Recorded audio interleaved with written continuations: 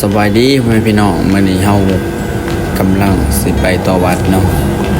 เฮาไปต่อวัดอยู่จังหวัดสระแก้วเนาะเฮาไปกับศิริภรรยาเฮาเองเนาะคนก็หลายเนาะคนกลับบ้านทางขมิ้นเพิ่นกลับบ้านเฮาก็ไปเฮาข้ามไปทางขมิ้นเพื่อย่างอ้อมกลับมาเขาพังไทยคืนเนาะตอนนี้เรากำลังย่างไปเนาะ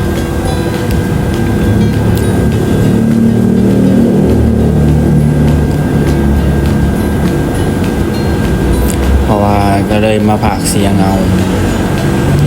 เพราะว่าคนมันหลายเลยมาพากเสียงเอา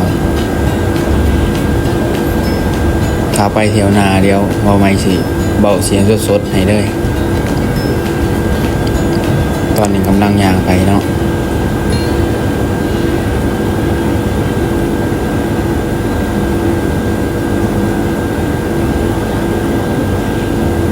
นี่ตอนนี้ฮอดพังขมิ้นเดี๋ยวอันนั้นเป็นพังไทยเนาะตอนนี้เฮาจับบัตรแล้วเลยเนาะพี่น้องเฮาก็ย่างออกมาไปบนรถเนาะเฮาก็สิกลับ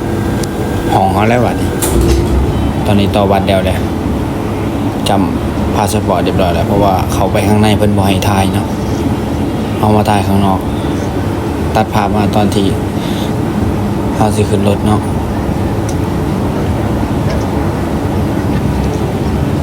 คนหลายแห้งเพราะว่าพังขมิ้นเพิ่นกลับบ้านเนาะนี่คนขายหมูปิ้งโอ้คือแซ่บแท้เนาะ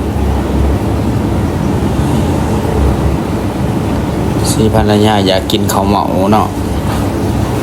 ก็เลยแวะซื้อข้าวเหมาให้เพิ่นได้ข้าวเหมาถุงนึงไม่กินอยู่ห้องเขาเนาะตอนนี้ว่าใหม่ก็ดังย่างไปโดดได้นี่มาได้หลอกคูณบาทเฮา